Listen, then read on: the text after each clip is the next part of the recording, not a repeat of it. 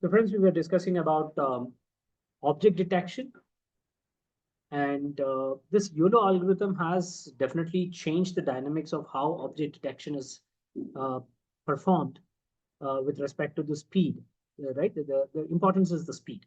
And the full form of YOLO is you look at the image only once. So the full form basically is you only look once.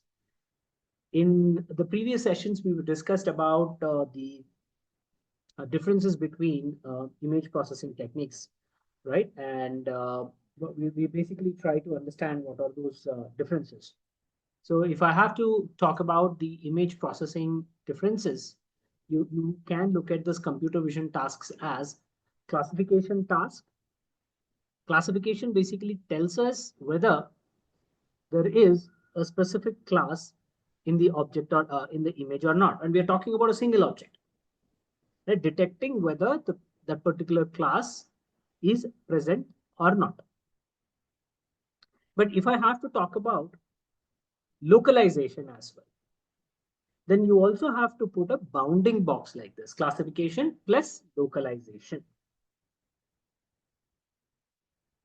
If I take this, this is like object detection. Okay, this is nothing but you're detecting an object, which also means you're classifying the that particular object in the image, right? So image classification will only tell us whether a specific class is present in the image or not. Where is it present? We will not discuss that in the image classification. If I add classification plus localization, then it is nothing but object detection. You can also say this as object detection. So here, important thing is you will get bounding box.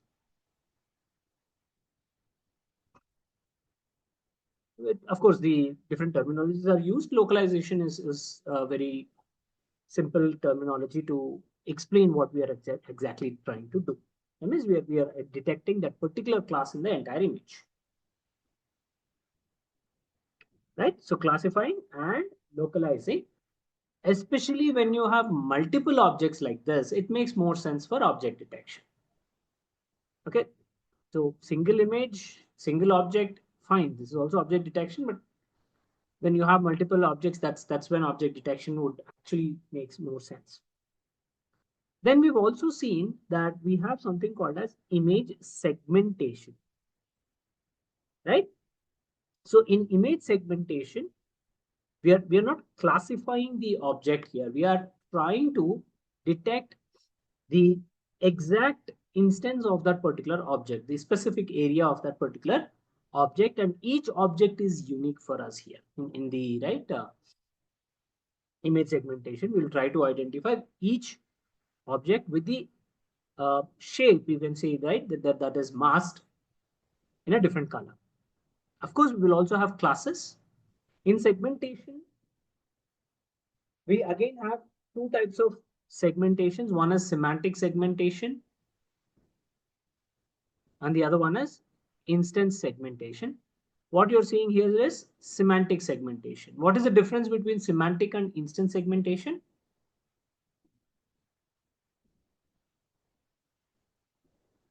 Yeah, friends?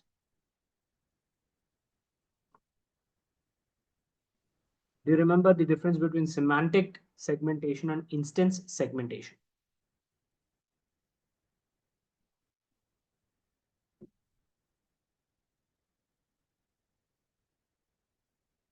Forgot?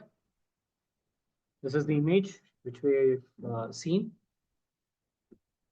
So in semantic segmentation, we detecting every object, but we are not distinguishing between the classes. I mean, we are trying to detect the class of the specific object as well. But in instance segmentation, every individual object is of a different class. Though all of them are chairs here you will see that chairs are individually detected. Right? That's very, very important difference that you'll have to remember between instance segmentation and your semantic segmentation. All right. Now we will focus on our object detection logic only, which is used in various areas, right? And specifically, object tracking is one of the important implementation that we talk about. And we've generally discussed. I mean, we have tried to cover the region based techniques. What are the different techniques which basically we discussed? Region based techniques.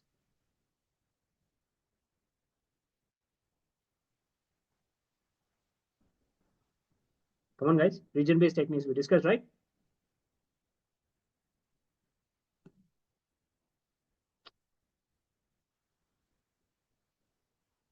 Please participate. How many times should I tell?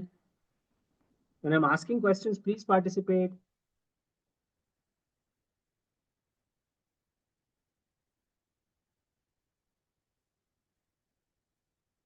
Are you going to work on the project like this only in silos, keeping silent?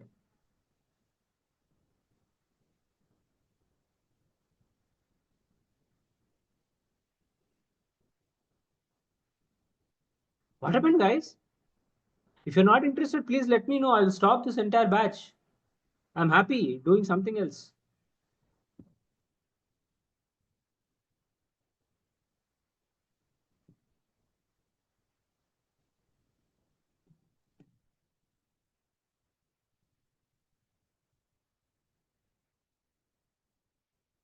Yeah, Sairam. Only one?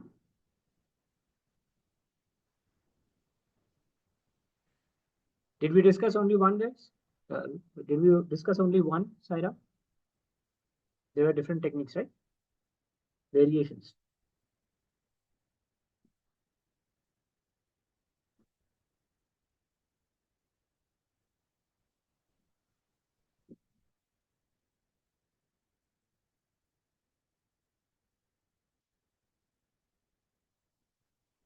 Clearly written here. RCNN, fast RCNN, faster RCNN, mask RCNN.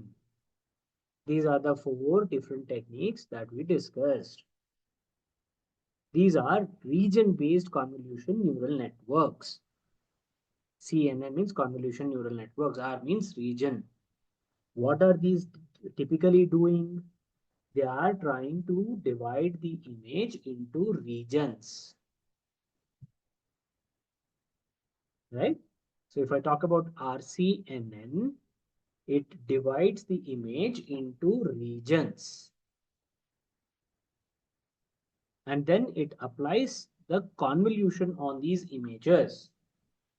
And then they use the standard classification techniques to classify the detection of the objects in that particular region. This is RCNN techniques. SVM or some other classification techniques will be used.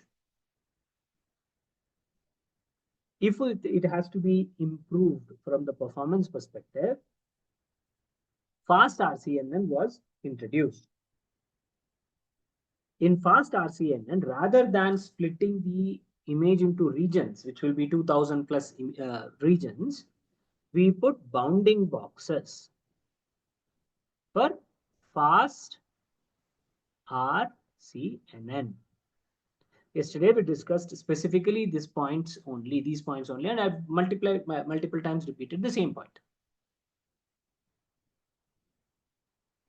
Now what happens, the number of regions or the areas that the image should be processed will come down because we are putting bounding boxes rather than multiple regions. Now what happens, we try applying the convolution on each of those bounding box, and then we will try to extract the feature maps, which would basically give us the object. And here we will basically do one thing. The classification happens when we are working on feature maps. The classification happens, and it also tries to do bounding box regression. Right? These are the two things that it performs. Because of the number of regions is reduced, this becomes much fast. faster compared to RCN. But we also have much more faster technique than this, which is faster RCN, right? The approach is very similar to fast only. Here also we will have bounding boxes,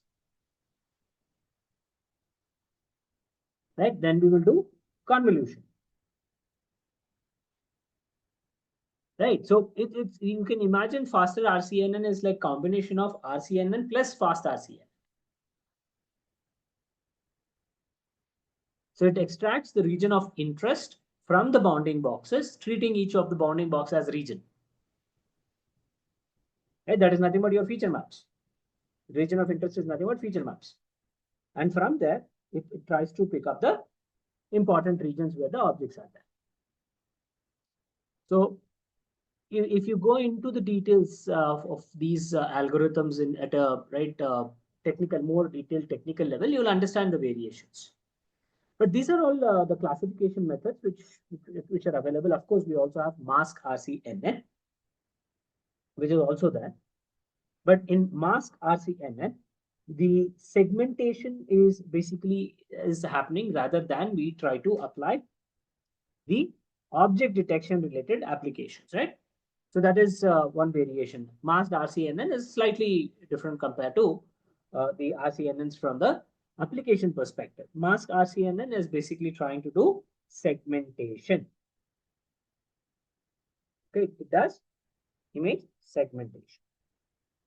So it does object detection.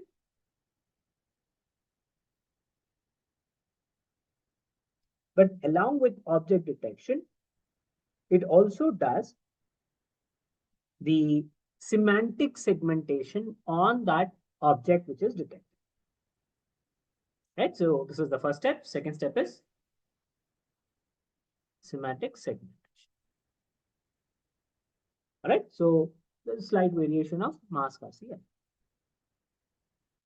Now let us talk about YOLO. How does this YOLO actually differ from what we are talking about now?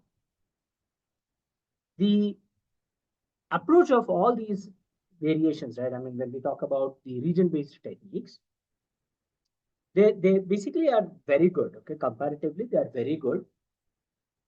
But what they do is they take multiple views of the image. They repeat, right? They're going to view the image multiple times from the processing perspective.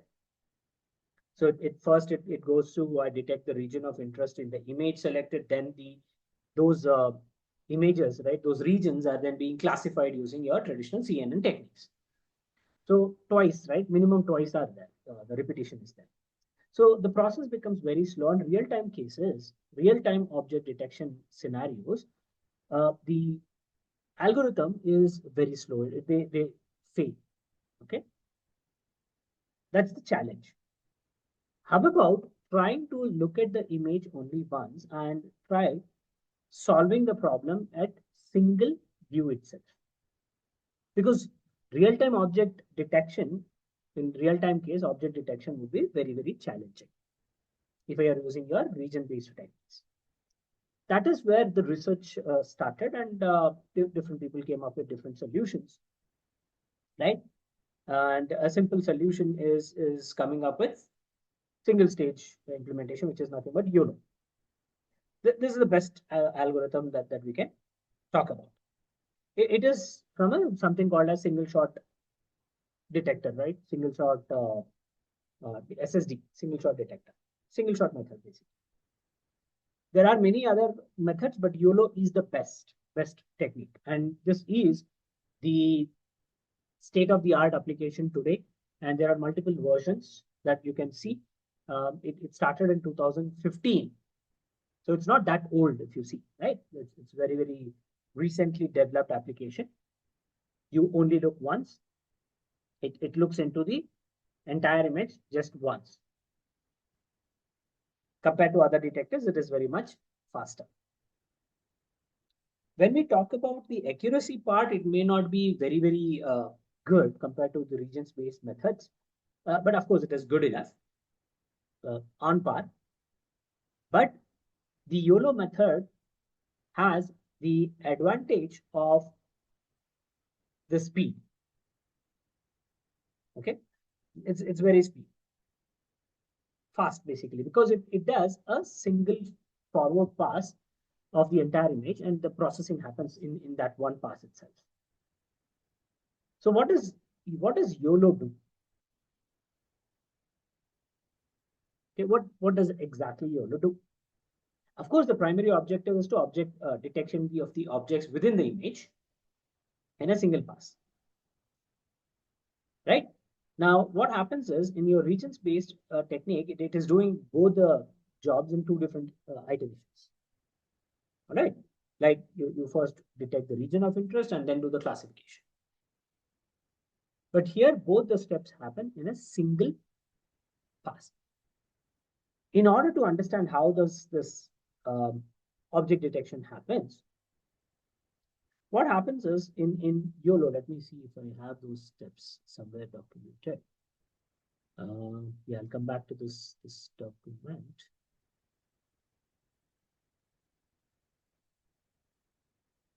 Yeah, a step-by-step application. So what happens is YOLO takes the entire image and divides it into a S by S grid size or N by N grid, right? Here we are saying N by N grid. Okay. Like this. Okay, we are dividing the entire object into N by N grid. Now, if the object which is there in this image, right? If it falls in any of these grid with having the center of the object, then the object is detected in that particular grid. Each grid will have a prediction that basically happens, right? Bounding box prediction is what we are calling. And what happens is the representation of all this images, right? Of course, neural network is always dealing with your content, right? Your content, the output in numbers only, right? So you would get a vector representation. This is important. Okay. So if I go back to that image,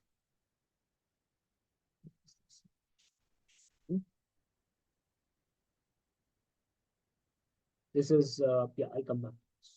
Look at this. So when your image is there, first we split the image into grids, n by n. It could be any dimension, your wish, 4 by 4, 10 by 10, 19 by 19, whatever it is. Okay, it is n by n grid. Each cell in this grid becomes responsible for our bounding box prediction specific application. So here we take one grid and right, represent that grid in a vector representation, vector form. The vector contains the first is object probability. We call it as P of C, the first one, whether there is an object or not. Okay, that's the first thing. It will be 0 if object is not there. It will be 1 if the object is present. Existence of object. Very simple. Then we have Bx, By, Bh, Bw. These are the box coordinates, x and y coordinates and width and height. Okay, so those coordinates are given here in the next 4 values. So total 5. Then here we are talking about, let's say, a 2-class problem. Assume it is a 2-class problem. Okay, so we are saying class 1, class 2. Okay, class 1, let's say, is dog. Class 2 is probably, say, ball, dog ball. Okay, it's a 2-class problem assume. Then you would have C1, C2. C3 will not be there. Okay, forget about C3. For our discussion, I'm just saying 2-class problem. So depends on the classes, you will have the vector extension. So bare minimum, you will have 5 vector values. 1 plus, excuse me, 1 plus 4. 1 is the existence of object, probability of object being present or not. And then the 4 coordinates of the bounding box, followed by the number of classes, C of I.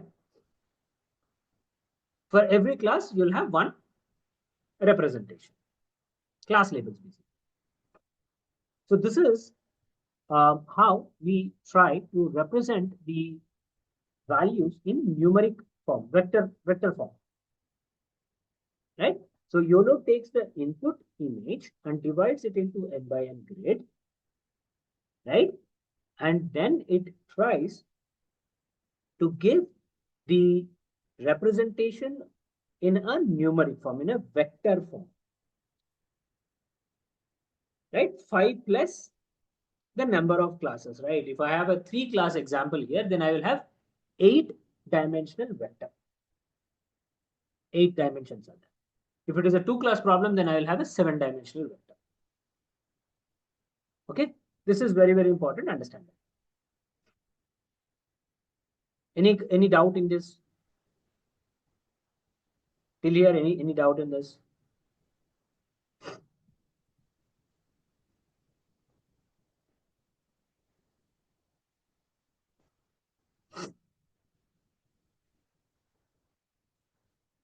No. Okay, wonderful. All right.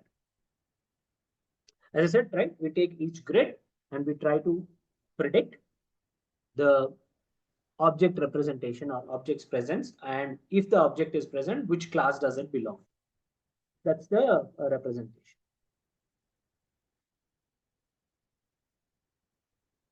All right. Next, how do you get box confidence? That's another point that we need to understand. But we'll come to that. I'll come to that box confidence center, right? How do you calculate the scores and all that? Now, what if there is a scenario where you have overlapping bounding boxes for these multiple objects? Yeah, for example, here, if you look at this image, there's a dog and a cycle. Here you see a cycle and a human. There are cars and all that, but if you just look at both the scenarios, right, it is very similar. Now, in which box, in which bounding box would you detect cycle, in which bounding box would you detect the other object? In this case, it is dog. In this case, it is human, because there is overlapping, right? So if I take, let's say, a specific grid, okay, this, let's say, I will take the center grid. In this center grid, I have both human and cycle. If I take this grid, in this also I have both human and grid. Sorry, human and cycle. So how do I detect, or how do I label, classify in which bounding box I have human and in which bounding box I have cycle? That is a very, very important discussion that we need to take up. We basically call this as anchor boxes. Okay, I mean we're talking about anchor boxes here. The logic is very simple. If the center, right, if the center of these multiple boxes, objects that we are looking at, right, we have to see where does that center lies in the first place. Okay, so we will have the centers identified for both these objects. And when we look at this split, if I take this image, okay, where does the center of human lies? Assume this is the center. Assume. Okay, for cycle, the center is somewhere, let's say here. Okay, assume. So if I talk about this bounding box, the detection of the center is happening for class human. So what happens? Probability of class, yes, it becomes 1. This becomes 1. Right? And then we look at the x coordinate and y coordinate of that center in the next two values. So we're basically talking about the vector representation, right? Bounding boxes, bx, by. So x-axis, y-axis representation of the center is what we are looking at. Okay. Next, after this, we talk about the width and height of the bounding box. Okay, we are trying to represent this bounding box representation. So what is the height here? Height is beyond the object. So you basically look at the height from here to here, right? And width is here to here. So those representations will come. Okay. It could be more than what you are seeing here, x-axis, y-axis. That's okay. So we got 1, 2, 3, 4, and probability of C. We got all of this. Now coming to the class. Class of human becomes 1. Class of cycle becomes a 0 because the center of human exists in this. This is how the detection happens. Okay.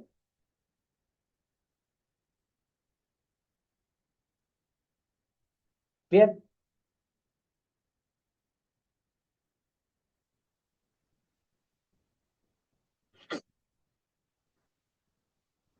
Any doubt?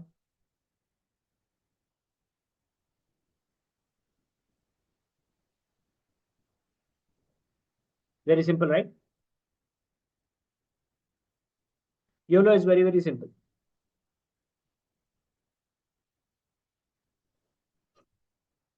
All right. Now it also does some classification or probability calculations, right? So let us also look into the formulas.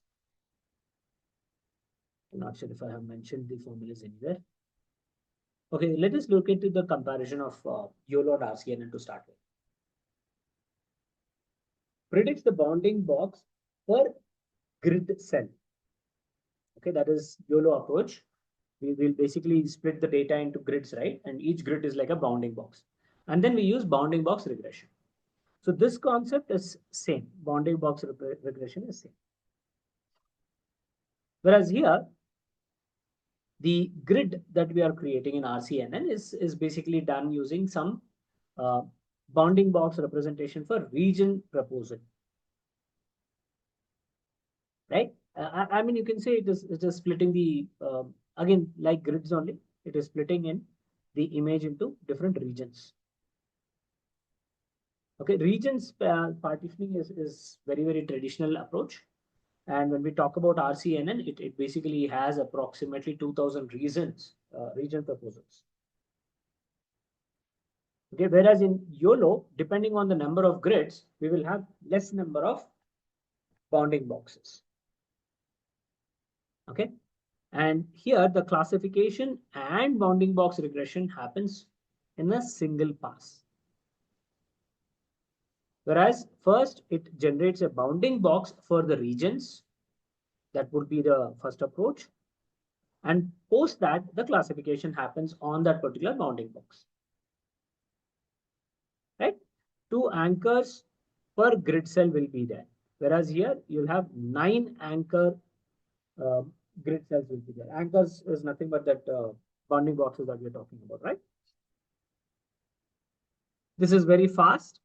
It's slow compared to even faster RCNN is slower than YOLO. The disadvantage, however, is in YOLO, we will not be able to work with very small objects or that are very close to each other. Of course, the advanced versions have right resolved those issues also. We will talk about that YOLO 11, YOLO 8 version specific scenarios also. But that is a basic disadvantage with YOLO.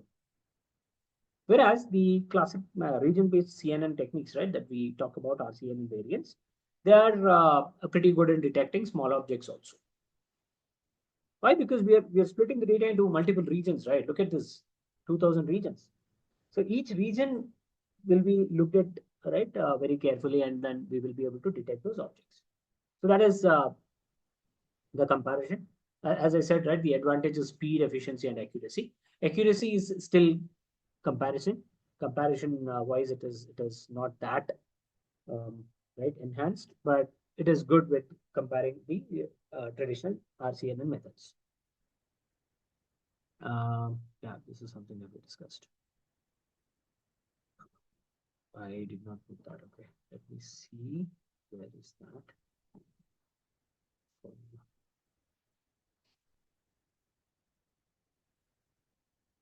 I'm just checking.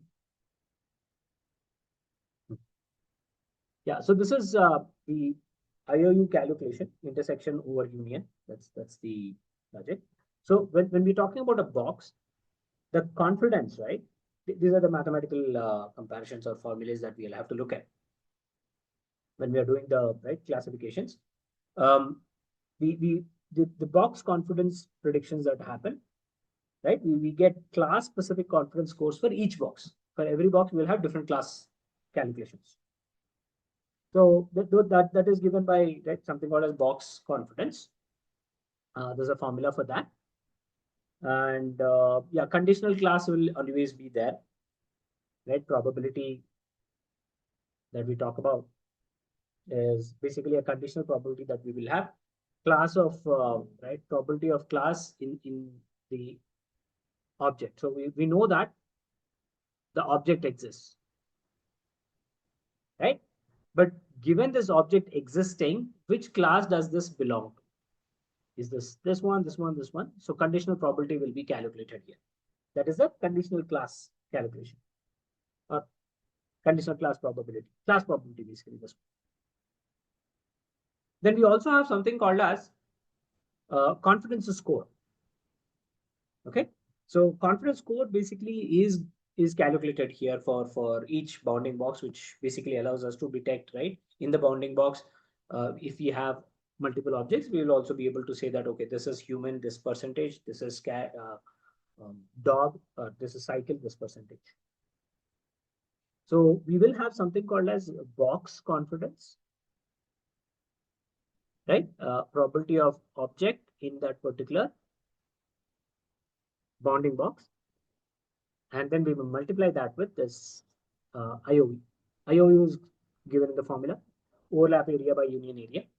So common area of the bounding boxes by total area covering by both the bounding boxes if we have this kind of bounding boxes that we detect in the same grid. All right. So ultimately, we are talking about detecting specific right object in one grid.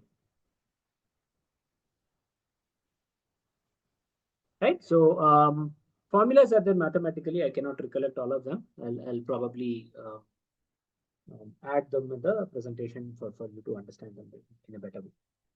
So this basically understands. I mean, this basically gives us the specific calculation. Okay.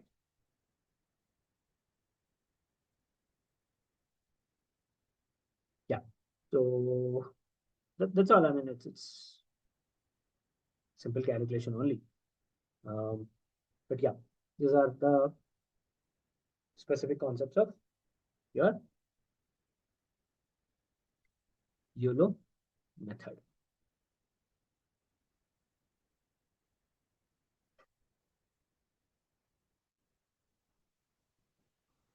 What else is there?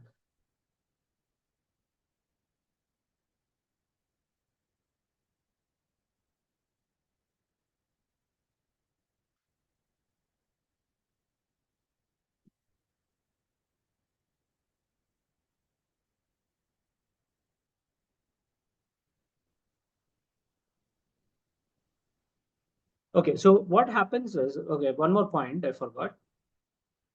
If I have multiple objects in the same image, right, then how will it label that in this case it is a car, or how does it label that we have a dog or a cycle? If I talk about that example, if I have a bounding box in a grid, right, if I have multiple bounding boxes, then which bounding box is labeled, right, with what kind of a value, right?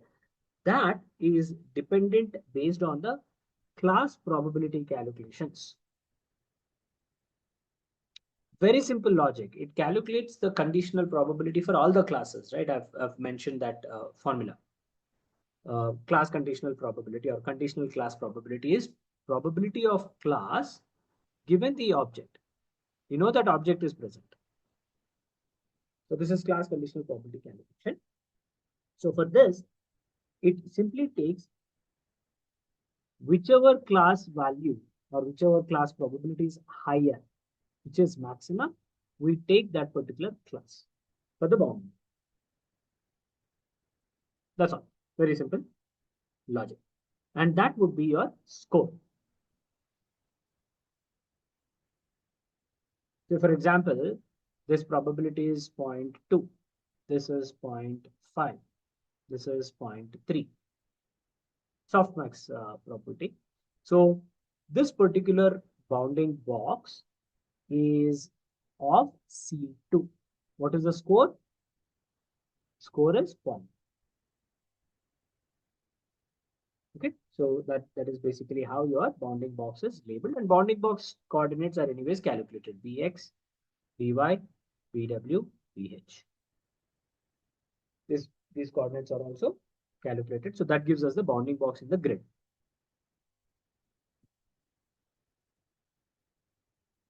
Got it? So that's the calculation.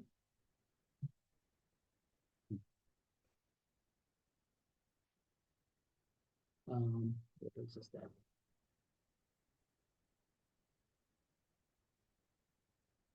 Okay, there is one more point which is basically called as non-maximum or non-max suppression. That is also one of the solution that we will have to look at. Okay? Let's give it here. So what happens is, let's say after doing the multiple object detections and all that, there may be cases where the right anchor boxes that we are detecting with multiple probabilities that we have, right? With if the probabilities are less than some threshold value, okay, then we can basically still get multiple overlapping anchor boxes for the same object. Okay, same object, we will have multiple bounding boxes like this, if you can see, right? Multiple bounding boxes are there. So here there is this concept of NMS, non-max suppression. Of course, intersection or union is also used, but yeah, non-max suppression is also something which is used. So it takes the anchor box with the highest probability. It calculates these anchor boxes, right? So it takes the anchor box with the highest probability for that particular class, and it detects as the output for that class. And it will discard any other anchor box for the same class which has the IOU, intersection over union, greater than the threshold which we set, which basically is by default 0.5. Of course, you can change that threshold value, but we basically try to suppress those bounding boxes, additional bounding boxes that we are getting using non-maximum suppression. We discussed this non-max suppression, hysteresis, thresholding, all those concepts in OpenCV while we were discussing about edge detection with noise. Remember edge detection with noise?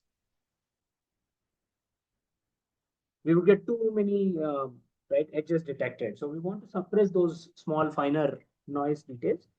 So we put thresholds. And then whichever edges is not beyond the high threshold value, right? Whichever is whichever is higher than the threshold value, we accept it. And then we will have low threshold. If any edge falls below that threshold, then we discard it.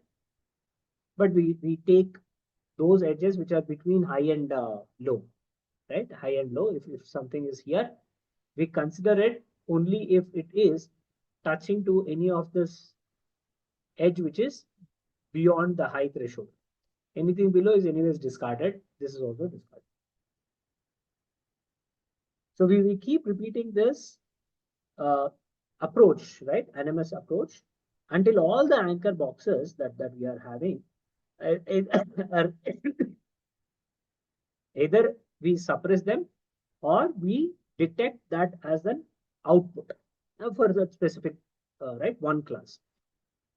So we will have only um, single anchor box basically. I mean, we will get one implementation itself until all the anchor boxes are detected as an output or whether they are suppressed. That way we will have only filtered bounding boxes specific to those classes. We will not have multiple like this. We will not have multiple bounding boxes like this. And this is something that we try and implement. Okay, so that's all, friends. This is the whole discussion of YOLO approach, very simple approach. So we discussed about RCNN. We discussed about fast RCNN. We discussed about faster RCNN. We discussed about mask RCNN at a very high level. But we discussed YOLO a little in detail. I would recommend you to study more about YOLO algorithm, the calculations, and right today only you just go through Google for this algorithm. There will be so many resources that is readily available. Just read about this once again today itself, because this is the algorithm that we will be using in our actual image processing project that we are going to start. Okay, very important. Ensure that right you basically have studied this. And there are different versions of YOLO models. Okay.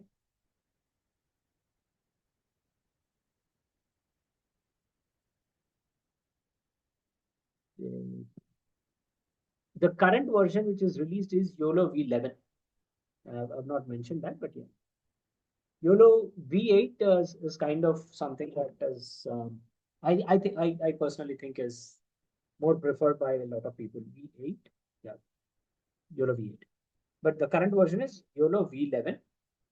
We will discuss about YOLO V11 and how do we implement a solution using V11 is something that we will be discussing. Okay, just a simple hands-on using YOLO. Yeah, so that's all from my side for today, and I'll stop here.